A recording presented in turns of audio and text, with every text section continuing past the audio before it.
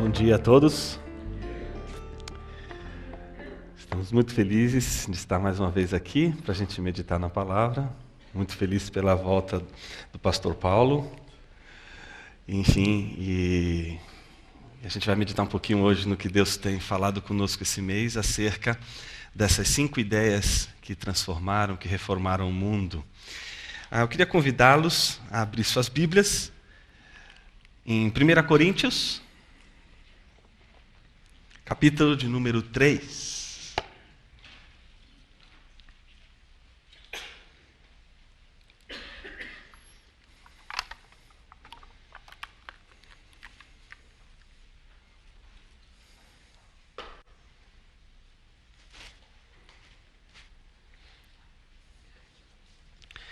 Nós vamos ler 1 Coríntios, capítulo 3, a partir do verso 9b, a parte B do verso 9, até o verso de número 16. Diz assim: Vocês são lavoura de Deus e edifício de Deus. Conforme a graça de Deus que me foi concedida, eu, como sábio construtor, lancei o alicerce, e outro está construindo sobre ele. Contudo, veja cada um como constrói, porque ninguém pode colocar outro alicerce além do que já está posto, que é Jesus Cristo. Se alguém constrói sobre esse alicerce, usando ouro, prata, pedras preciosas, madeira, feno ou palha, sua obra será mostrada, porque o dia a trará a luz, pois será revelada pelo fogo que provará a qualidade da obra de cada um. Se o que alguém construiu permanecer, esse alguém receberá recompensa. Se o que alguém construiu se queimar, esse sofrerá prejuízo. Contudo, será salvo como alguém que escapa através do fogo. Vocês não sabem que são santuário de Deus e que o Espírito de Deus habita em vocês? Se alguém destruir o santuário de Deus, Deus o destruirá, pois o santuário de Deus, que são vocês, é sagrado. Vamos orar? Senhor Deus, mais uma vez estamos aqui, nesse lugar onde nos reunimos como teu corpo, para celebrar teu nome, para celebrar a tua obra, para celebrar o perdão dos pecados, para celebrar a vinda de Jesus, o Verbo que se fez gente, que habitou entre nós, que veio tirar o sujo de nosso coração e nos levar limpos para Deus. Que nessa hora o Senhor nos ajude, através da Tua palavra, a encontrar a razão de ser da igreja e a razão de ser de toda a nossa construção, de toda a nossa busca por edificação de uma igreja que tem apenas um e único Senhor, Jesus, o nosso Rei. Que o Senhor receba esse momento, Pai, como um momento de humilhação de pessoas que clamam a Ti dizendo, desvenda os nossos olhos, para que a gente possa contemplar as maravilhas de Tua lei. Amém. A gente está pensando nesses dias sobre 5 ideias que foram fundamentais para a reforma protestante. Uma delas é o Solus Christus, que é a que a gente vai estudar hoje, ou seja, somente Jesus. Esse seria um dos pilares fundamentais que colocaria toda a igreja debaixo de uma espécie de pacto na sua pregação, no anúncio da sua mensagem, e não só na pregação e no anúncio de sua mensagem, mas também na maneira como a própria igreja vê o mundo, vê a si mesma, vê as relações, vê exatamente Deus, as Escrituras, enfim, tudo.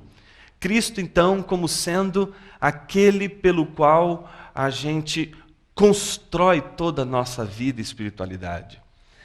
Mas todo esse contexto que a gente tem trabalhado nesses dias remete a um momento crucial, principalmente da nossa história como evangélicos, que é essa virada dentro da história da igreja que remonta à época da Reforma Protestante.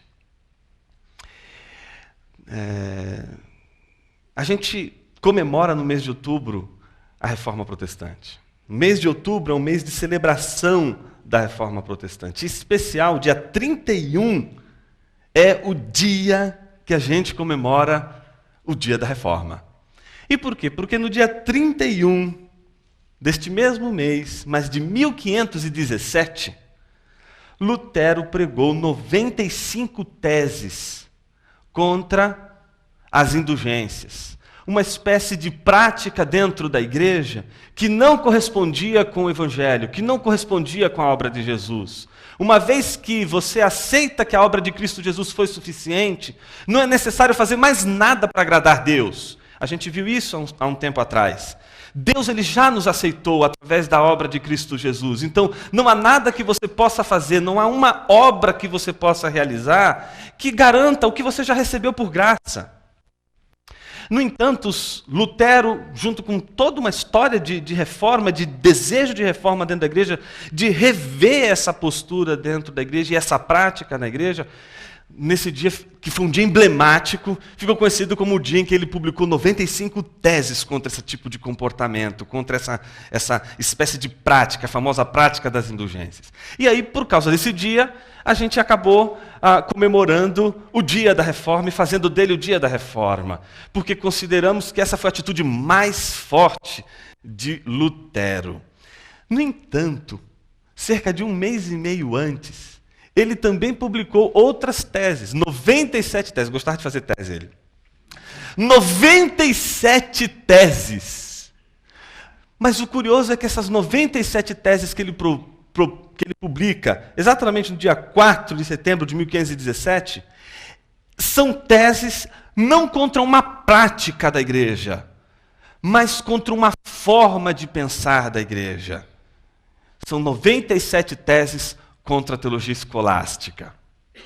E isso é muito interessante, porque o movimento primeiro de Lutero não foi atacar uma prática da igreja, não foi simplesmente mostrar a igreja está agindo errado, a igreja está cometendo esse deslize na sua ação, na sua prática, simplesmente porque ela escolheu agir assim. Não, essa prática da igreja que não corresponde com a obra de Cristo Jesus, ela só está sendo praticada porque ela está sendo fundamentada por uma forma de pensar. Então não é só uma forma de agir, é uma forma de pensar que promove essa forma de agir. Então, isso é muito significativo, porque nossas ações, as tuas ações, a minha maneira de agir, a minha maneira de conduzir a minha vida, a minha espiritualidade, a minha vida cristã, minha devoção, minha maneira de agir no mundo, na igreja, ela corresponde, quer eu queira, quer não, com uma forma de pensar que potencializa ela.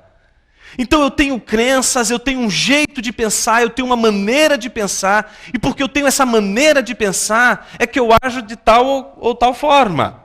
Então Lutero ele notou isso e disse, não adianta a gente simplesmente mostrar os erros que a gente está cometendo em nossa ação no mundo.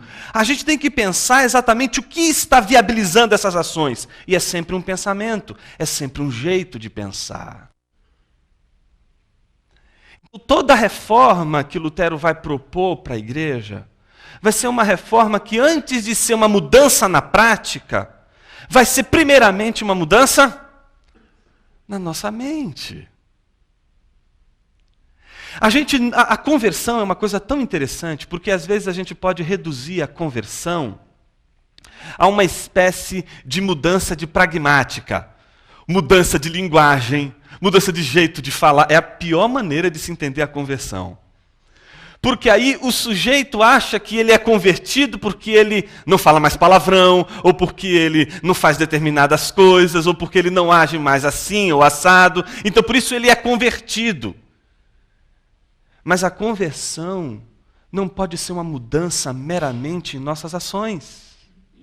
E para que ela seja uma conversão genuína, ela precisa começar primeiro com a mente e com o coração. E todas as vezes que a gente começa mudando uma prática, sem mudar o nosso pensamento, a gente começa a viver com focinheira. O que é uma focinheira? É um instrumento que ajuda, por exemplo, nessa história que eu vou contar, um carteiro a não sofrer uma mordida de um cão. O cara está lá entregando a carta, querendo entregar a carta e, colocaram ali um Rottweiler e ele não tem como, toda vez que ele vai entregar a carta, o cachorro corre atrás e ele tem que fugir. Eu falei, minha senhora, se a senhora não der um jeito nesse cachorro, eu não vou mais entregar carta nenhuma aqui. E aí ela encontrou um jeito, colocou uma focinheira no cachorro. No dia seguinte, o carteiro vai lá, vai entregar a carta e vê um cachorro correndo. Só que ele não precisa mais fugir. Por quê? Porque o cachorro tem uma focinheira. Não vai acontecer nada com ele, então ele entrega a carta, bonitinho e etc. Em outras palavras, se você tirar a focinheira, o cão vai morder. Porque você não mudou a natureza dele. Você apenas colocou um instrumento para inibir a sua ação. A conversão não pode ser confundida com focinheira. A conversão não pode ser uma série de regras e normas que a gente cumpre e se encaixa dentro dela e força aquilo como se fosse uma agressão. Sabe por quê? Se a gente fizer isso, não vai demorar muito para a vida cristã ser uma vida para você muito pesada, muito triste, muito ruim e ser mais um item pesado de tua agenda. O que a conversão provoca em nós, em primeiro lugar, e deveria provocar em primeiro lugar em nossas vidas, é uma mudança interna, é uma mudança do coração. Lutero sabe disso e ele vai tentar trabalhar exatamente neste ponto. Ele vai denunciar as ações erradas da igreja, vai mostrar o que a igreja tem feito de errado, mas ele não vai fazer isso sem antes apontar para a igreja que a forma dela pensar está errada, o jeito de pensar não está correto, precisa mudar o jeito de pensar, precisa mudar o jeito de entender a coisa. E por isso que todos esses temas que a gente tem trabalhado aqui aos domingos, eles têm sido momentos para a gente repensar a nossa maneira de encarar o mundo à nossa volta, inclusive a espiritualidade. Nesse sentido, a ideia do solos Christus, ou do somente Jesus Cristo, ela seria o primeiro e fundamental entendimento que nós precisaríamos ter para entender o que é a conversão e para entender o que é esse nosso labor diário, essa nossa vida diária, essa nossa devoção diária em torno da vida de Jesus, da vida comunitária, da vida na igreja. T.S. Eliot, ele tem vários poemas belíssimos, mas, sem dúvida, o poema que talvez seja um dos mais significativos para o tema que a gente está abordando hoje é Os Coros da Rocha. Muito bonito. E lá, no momento, ele diz o seguinte, o poema diz o seguinte: a igreja deve estar sempre em construção e sempre em agonia, e sempre em restauração. A igreja deve estar sempre em construção, pois que está sempre a desabar por dentro e desde sempre ameaçada por fora. Quando a gente pensa em construir uma igreja que corresponda à obra de Cristo, em edificar a nossa vida, em edificar uma história, em construir uma história centrada em Cristo, uma história que tenha Cristo como fundamento, Cristo como o nosso critério, como o nosso centro. Quando a gente tem isso no nosso horizonte, a gente busca isso como horizonte, porque no fundo, o que a gente vê são as grandes ameaças que ao longo da história a igreja vem sofrendo, e a igreja vem errando, e a igreja vem falhando, mas ao mesmo tempo a igreja vem se corrigindo, a igreja vem experimentando momentos de desvio, momentos de descaminhos, mas ela também experimenta momentos de endireitamento, experimenta caminhos renovados, e esse parece ser o movimento natural da igreja, o movimento de pastoreio de Deus, o pastoreio desse Cristo, que ainda está presente em sua igreja e que governa a sua igreja de uma maneira que a gente não consegue ver, compreender, entender, mas a gente consegue de alguma maneira perceber na minha vida, na sua vida, na transformação da nossa vida, na transformação de nossos atos, na mudança de nossa vida.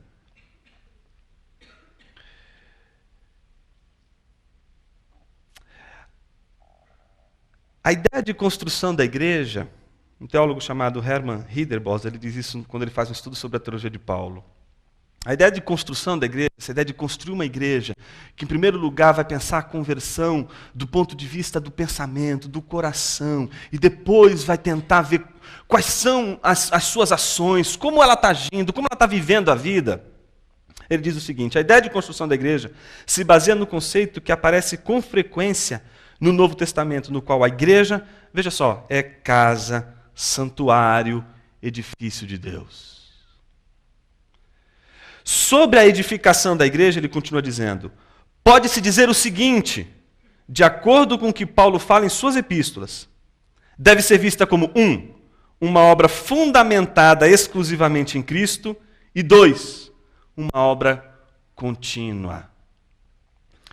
Todo mundo aqui, de alguma forma, tenta construir uma história, construir uma vida, e quando tem uma experiência como essa, de viver em comunhão, de viver em uma comunidade cristã, entende que busca a construção de uma casa, de uma vida toda em comunhão, uns com os outros, tendo Cristo como centro de toda a nossa motivação e de toda a nossa reunião. Ele, na verdade, é o motivo de estarmos hoje aqui. No entanto, a gente não pode deixar de lado o fato de que esta construção é sempre contínua, não tem um acabado.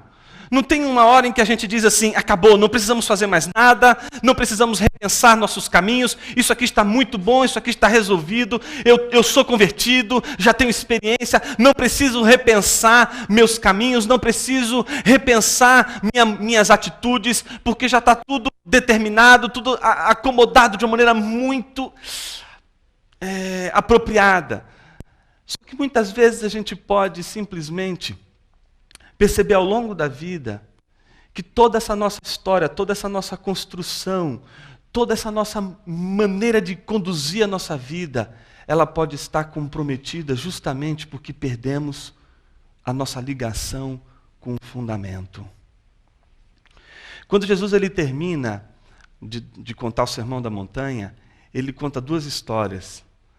Ele conta a história do homem que ouve as suas palavras e as pratica. Lembra disso? Ele diz, olha, aquele que escuta as minhas palavras e as pratica, ou seja, entende o que ele está dizendo, alguma coisa dentro da mente, dentro do coração foi modificado, e isso implica uma atitude na prática, vai ser semelhante a um homem que constrói uma casa sobre a rocha. O que acontece com este homem? Vem a tempestade, vem o dia mau, mas a casa que está construída, ela está construída num firme fundamento. Então o que a gente quer na vida com a nossa prática cristã não é outra coisa senão construir uma casa que seja segura, uma casa onde a gente possa trazer pessoas para ela, uma casa em que a gente possa trazer pessoas para conviver com a gente, porque elas não estarão correndo perigo, elas estarão acolhidas em nossa casa. E é isso a nossa vida, nosso desafio é construir essa casa, erguer essa casa. Só que para erguer essa casa, Jesus chama a atenção, você não pode esquecer o fundamento. Tanto é que logo em seguida ele diz assim, pois do contrário, seríamos como aquele homem que não se preocupou com o fundamento, que não se preocupou com a rocha e construiu a casa sem fundamento.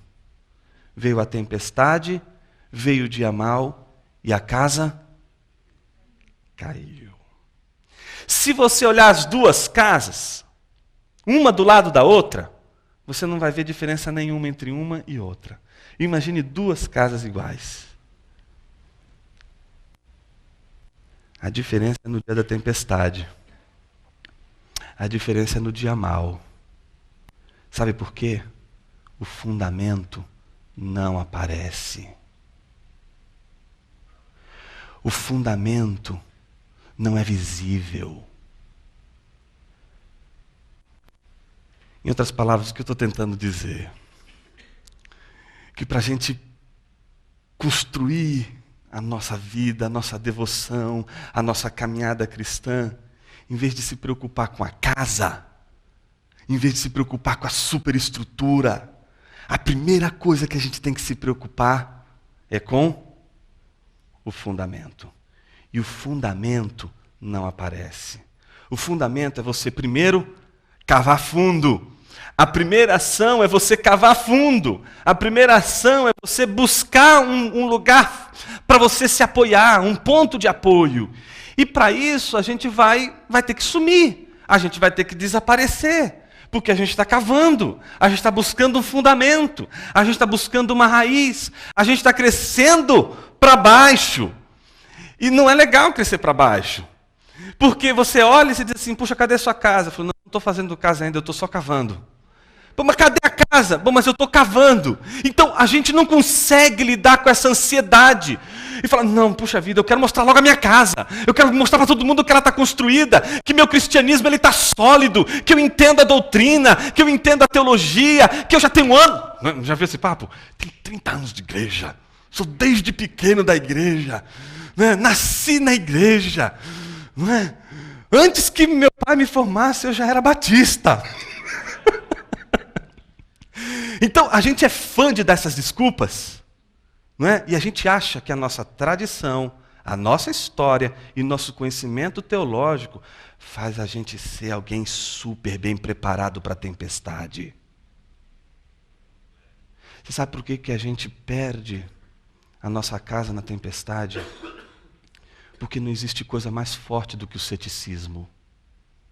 Não existe coisa mais forte que a dúvida.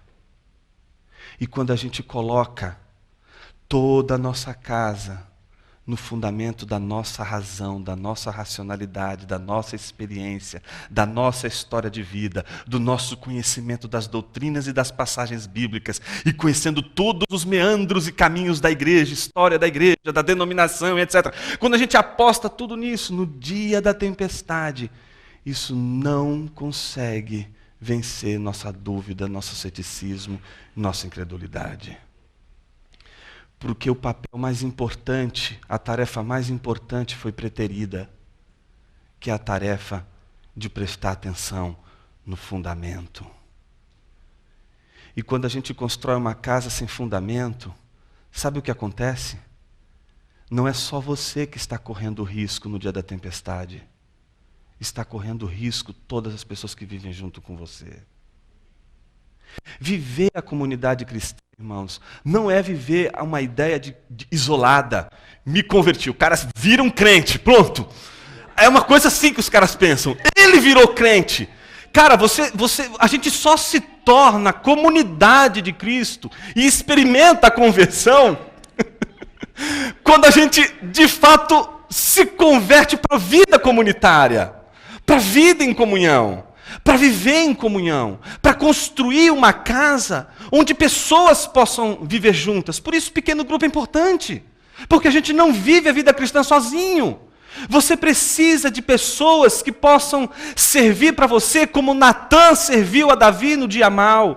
E você vai precisar em alguns momentos ser Davi. E vai precisar de alguém que seja Natã para você. Você vai precisar ser Natã para alguém que vai ser Davi. E depois você vai ser Davi e vai precisar de um Natã. E isso só acontece em comunhão. E para a gente construir essa vida em comunhão, a primeira coisa que a gente tem que fazer é pensar o fundamento.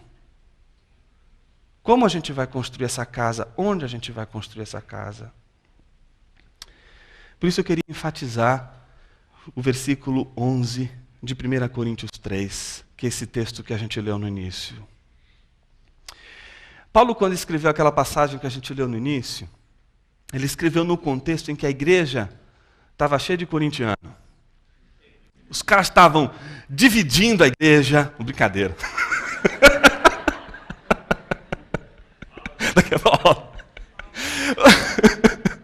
Tem uma massa corintiana forte aqui, então tem que tomar cuidado. Senão depois eu apanho. Tá vendo ali, ó?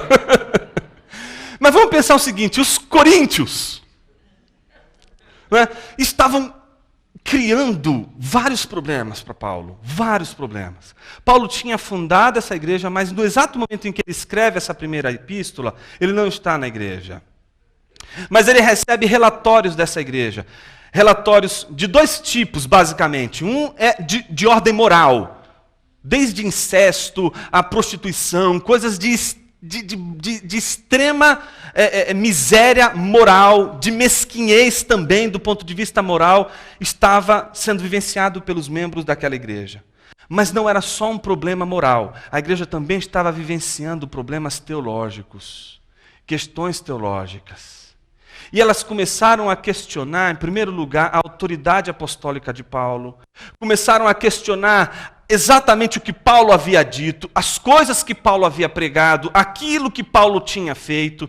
Por isso que ele vai começar dizendo, puxa vida, eu queria dar para vocês feijoada, mas eu estou vendo que vocês não podem comer feijoada, porque vocês ainda precisam de leite, porque vocês não conseguiram progredir, vocês não conseguiram crescer, vocês não conseguiram construir a casa, porque vocês ainda estão com problemas no fundamento. E é muito interessante isso, porque essa fase do bebê, né, a gente está cheio de bebês aqui na igreja, né? Essa fase é interessante porque é a fase em que você tem um primeiro momento só de leite. Leite vai ser aquilo que vai alimentar a criança. Você não consegue acreditar como aquele bichinho sobrevive só com leite, mas é só com leite que ele sobrevive. Mas chega uma hora que ele cresce, que a estrutura do corpo dele vai mudando e vai exigindo uma mudança no alimento. E essa é a segunda fase que os pais sofrem bastante. Eu me lembro de uma vez que eu fui com a Ju pregar numa igreja, e ela resolveu no dia, não, hoje a gente vai mudar a comida do bebê. Era da Heloísa. E aí ela resolveu dar uma carninha lá e etc, mudar um pouquinho. Vamos começar com isso. Tá bom, vamos lá.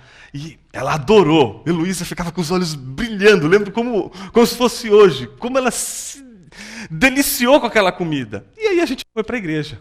Aí eu estou lá pregando à noite, a Ju está aqui à frente, na igreja, né? E eu estou lá pregando, de repente, a Heloísa... Mas o mundo foi para fora. Eu olhei e falei, meu Deus, como pode sair tanta coisa daí de dentro? Dessa coisinha pequena. Porque ela não estava preparada para aquilo. A gente pode achar que a gente está preparado para aprofundar a vida cristã. Mas enquanto você não está diante do fundamento e a tua vida não está fundamentada em Cristo, você não vai aguentar comer nada.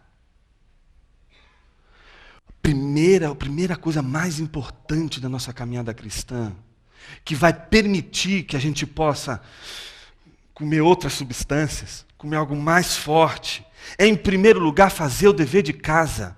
E fazer o dever de casa é reconhecer o fundamento de toda a nossa vida, que é Jesus. E aí você me pergunta, Jonas, você pode me dizer em poucas palavras o que isso significa? Posso. Se humilhar diante dele.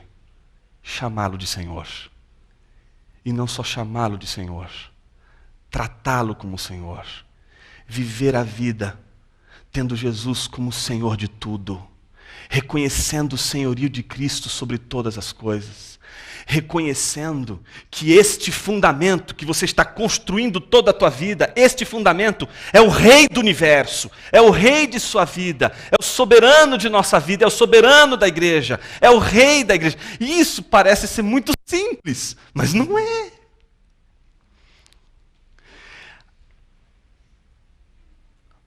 É fundamental para a nossa caminhada cristã essa humilhação. Porque é ela que faz a gente perceber que ter Cristo como fundamento significa decidir todas as instâncias de nossa vida à luz de Cristo Jesus. E, meus irmãos, eu estou falando de uma coisa que eu não acho ser fácil de fazer. Se você prestar atenção no versículo de número 11, versículo número 10, que é o que antecede, é o que Paulo diz, ele diz assim: conforme a graça de Deus que me foi concedida, eu, como sábio construtor, lancei o alicerce. Ele não vai e lança o alicerce. Ele diz, conforme a graça que me foi dada. A gente não vai conseguir fazer de Cristo o centro de nossa visão de mundo, se em primeiro lugar não provarmos de sua maravilhosa graça. A gente precisa de poder de Deus, de poder do Cristo, para se submeter a Ele. Nem para se submeter a Jesus, nem para se humilhar diante de Jesus a gente tem forças. A gente conta com a graça de Deus para dizer, Senhor, essa aqui é minha agenda, isso aqui é o meu sonho, estes aqui são meus objetivos. Mas seja feita a tua vontade, não a minha. Nossa vida tendo apenas Cristo como fundamento último. O que isso significa? O que significa para a gente ter Jesus como fundamento último? Significa ter uma pedra que é sempre escandalosa. Uma pedra que vai sempre ser colocada diante do nosso caminho como um escândalo. Por que eu digo isso? Eu digo isso já caminhando para a gente finalizar.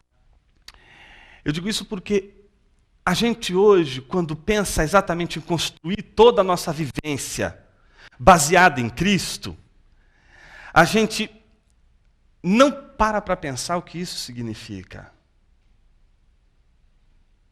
Vou dar um exemplo. A gente tem uma experiência de conversão. Alguns são convertidos, outros se convertem. Mas alguém sempre tem uma experiência de conversão. Aí, isso fez um bem danado para a gente. Mudou nossa vida, mudou nossa mente e tem mudado as nossas atitudes. Eu falei, puxa vida, eu queria que meu esposo agora também tivesse essa experiência. Puxa, eu queria que meu filho tivesse essa experiência. Puxa, eu queria que meu colega de trabalho tivesse essa experiência. E aí a gente vai fazer o seguinte. Pastor, como é que faz? Você tem que evangelizar e discipular. O pastor explica e tal. Ah, legal, pastor, vou fazer isso. E a pessoa vai lá e evangeliza.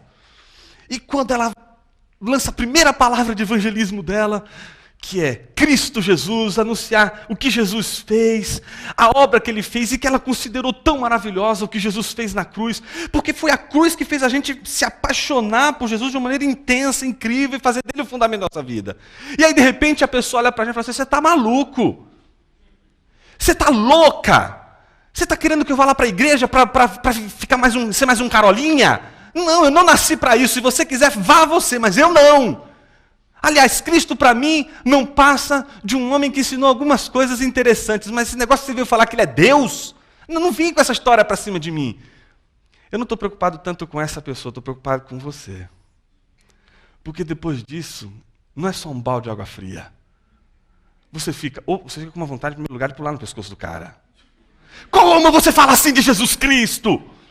Porque a gente fica com raiva. Como é que você vai tratar assim Jesus? Ele é o meu fundamento, Ele é o centro da minha vida. Como é que você faz isso? E aí a gente fica completamente irritado. Ou então, seria a segunda atitude.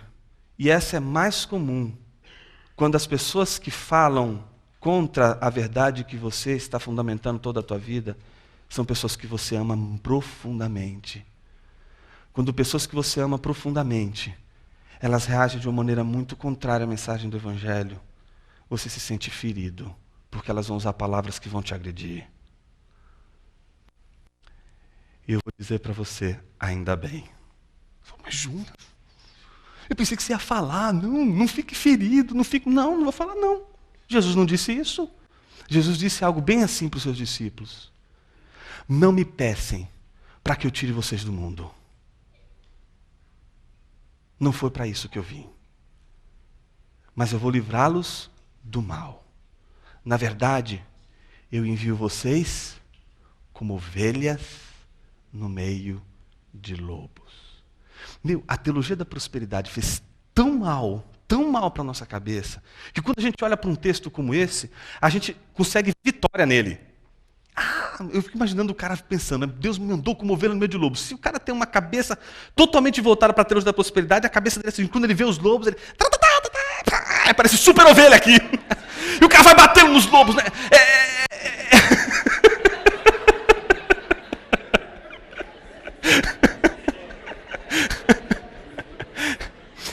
É a apologética da violência, é a pregação da violência.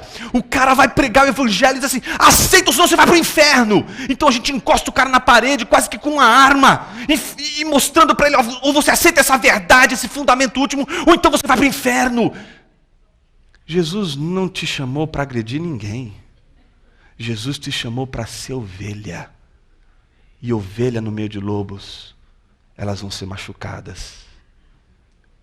Quando você tem Cristo como fundamento, você está preparado para ser machucado, ferido, humilhado, envergonhado.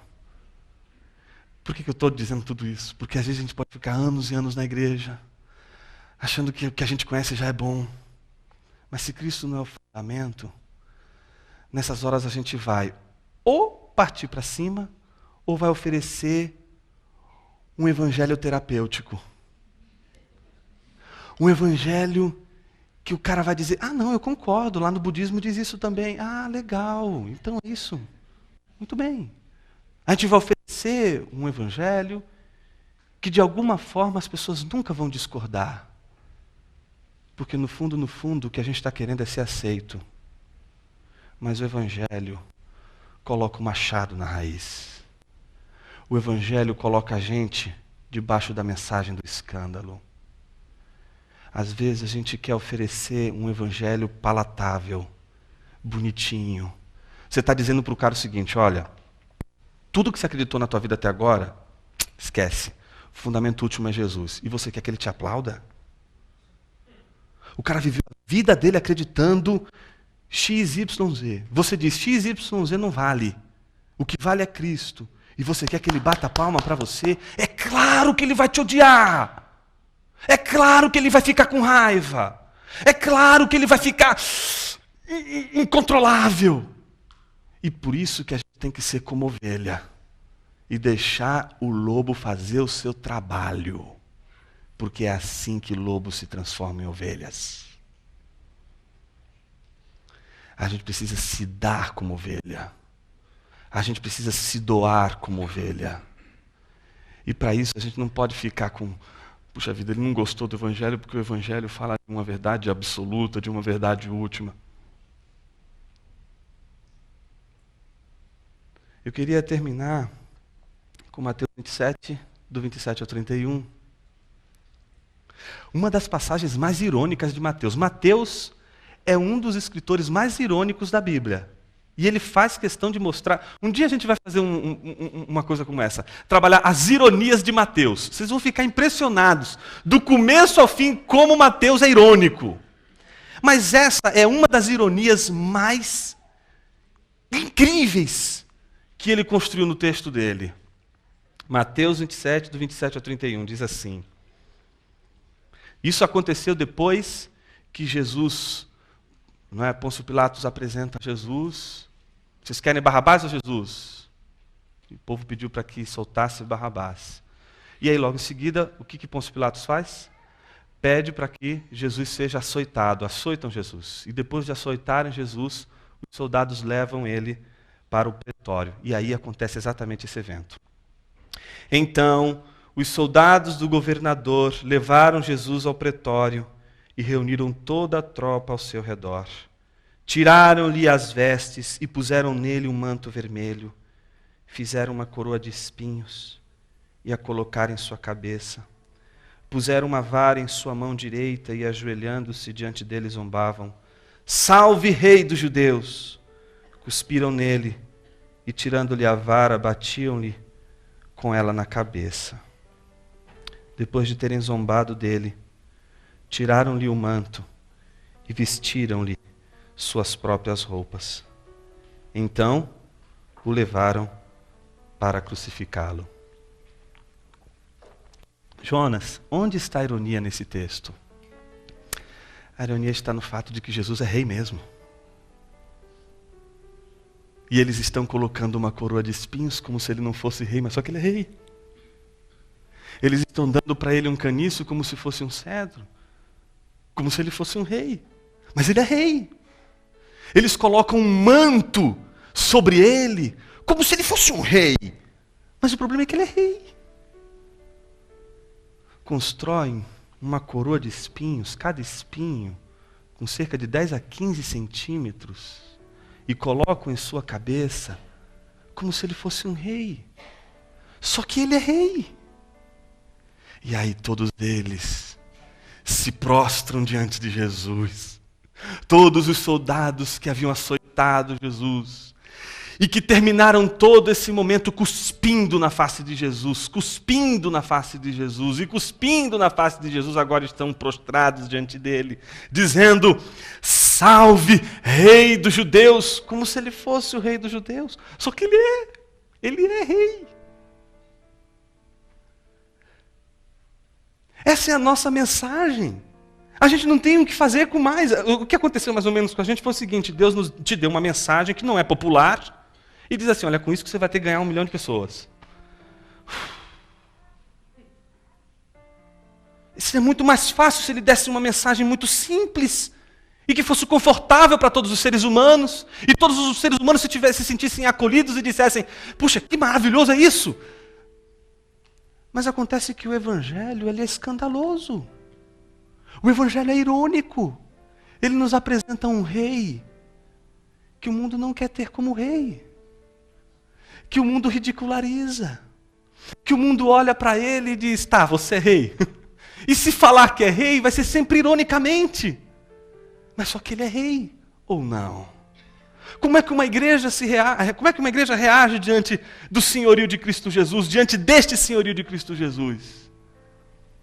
Será que olhando Jesus, sendo vilipendiado em sua dignidade, humilhado como ele foi, será que a gente teria nesse texto inspiração para uma apologética ofensiva, uma defesa do Evangelho, onde a gente vai dizer: Cristo é o fundamento, aceite, senão eu vou metralhar você, é isso? Ou será que esse Evangelho que nos mostra um Jesus sofrendo está dizendo para você: o Evangelho é machado na raiz, o Evangelho é espada de 2 gumes, o Evangelho fere, o Evangelho agride sim, mas o Evangelho não dá um tapa, o Evangelho não agride, ferindo e magoando pessoas. O Evangelho transforma pessoas quando pessoas se colocam no lado dos soldados e começam a agredir Jesus. Um dia você agrediu Jesus. E é por isso que a gente se sente culpado diante da obra da cruz. Por isso que diante da obra da cruz a gente se humilha e diz assim: Senhor, que coisa maravilhosa é a tua cruz. E, meus irmãos, eu acho que Jesus quer salvar a igreja dele. Porque a igreja de Jesus, ela hoje está repleta de pessoas que têm como fundamento o que Jesus pode dar. O fundamento que elas constroem, que elas querem construir toda a vida delas, é o que Jesus pode dar. Jesus virou uma grande logomarca, onde os caras dizem: em nome de Jesus eu vou conquistar isso, em nome de Jesus eu vou alçar grandes voos, em nome de Jesus eu vou ter aquilo. Mas, em nome de Jesus, quando é que o nosso caráter vai ser modificado?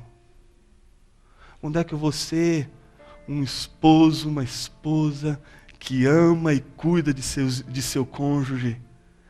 Quando é que eu vou ser um filho que vai corresponder não apenas aos anseios de meus pais e minha família, mas aos anseios de um homem de bem?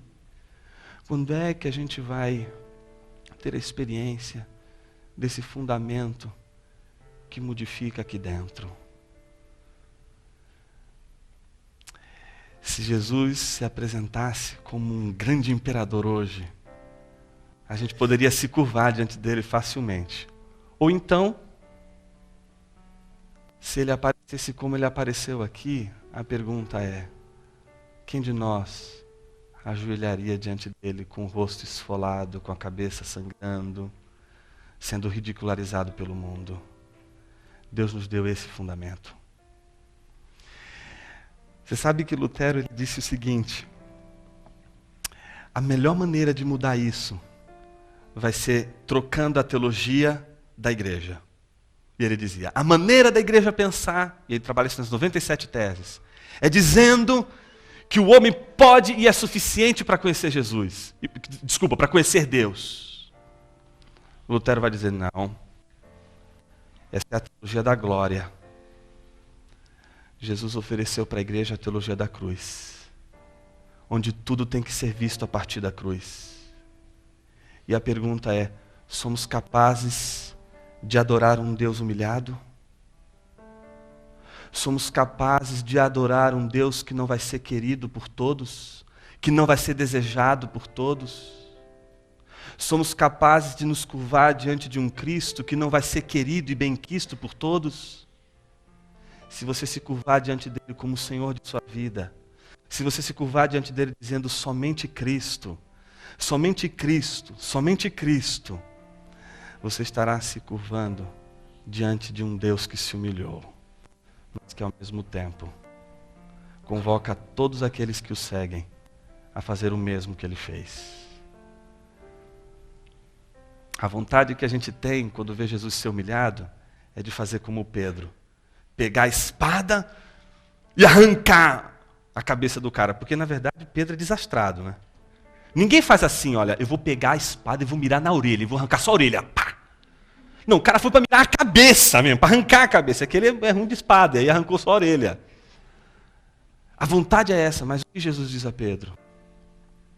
Depois de colar a orelha, um soldado mau, ele olha para Pedro e diz assim, Pedro, embainha a tua espada, porque você não sabe usar. Eu acho que enquanto a gente não for tocado pelo Evangelho e entender o Evangelho, a gente vai usar a Bíblia para magoar pessoas. A gente vai usar a Bíblia para ferir pessoas. Mas quando a gente prega o Evangelho genuíno, quem sai ferido somos nós. Essa é a escolha que eu e você temos que fazer nessa manhã. Eu queria convidar você a terminar esse momento de meditação, a fazer talvez uma coisa que aqueles soldados não fizeram. Eles se prostraram, tá? Eles se curvaram, tá? Eles chamaram e disseram, salve Rei dos Judeus, mas eles não acreditavam que ele era Senhor. Eu quero convidar você, que acredita que esse Senhor humilhado na cruz, que ele é Senhor, que ele é Rei de sua vida, a você ficar em pé e a cantarmos juntos essa canção. E aí a gente encerra com ela.